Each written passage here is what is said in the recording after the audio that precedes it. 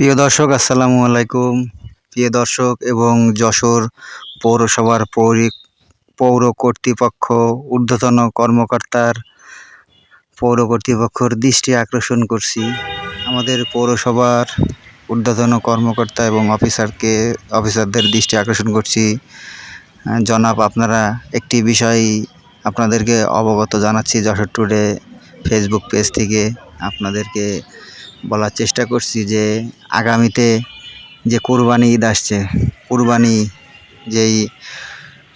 আসছে, কুরবানিতে আপনাদের দেখুন, আমাদের থেকেও অনেক বড় বড় শহর যেমন ঢাকা, চিটাগাং, ওদের সিটি কর্পোরেশনে পশু হাট বসায় এবং নির্মাণ করে।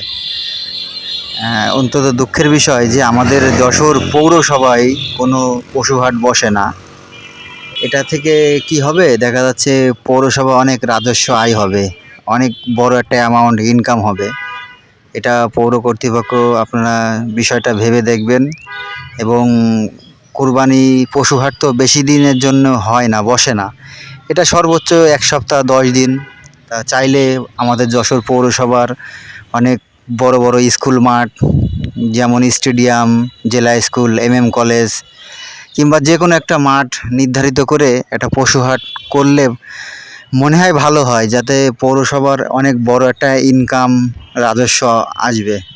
বিষয়টি ভেবে দেখবেন এবং যশোর পৌরবাসী, সচেতন নাগরিকরাও আপনারা বিষয়টি ভেবে দেখবেন এবং যশোর পৌর কর্তৃপক্ষ, ঊর্ধ্বতন কর্মকর্তা, আপনারা বিষয়টি ভেবে দেখবেন যে অনেক বড় একটা ইনকামের একটা রাস্তা আছে, কিন্তু আমরা এটা ধরতে পারছি না। প্রতি বছরে চাইলে 1 সপ্তাহ 10 দিনের জন্য পশুহাট যশোর পৌরসভার মধ্যে বসানো যায়। অনেক বড় একটা ইনকাম এবং অনেক বড় একটা অ্যামাউন্ট ইনকাম রাজস্ব হয়। আমাদের থেকে অনেক বড় বড় শহর যেমন ঢাকা, চিটাগাংয়ে ওরা পশুহাট বসায়। ভালো থাকবেন সবাই, আর ভিডিওটি শেয়ার করে দেবেন কর্তৃপক্ষ নজরে আসার জন্য।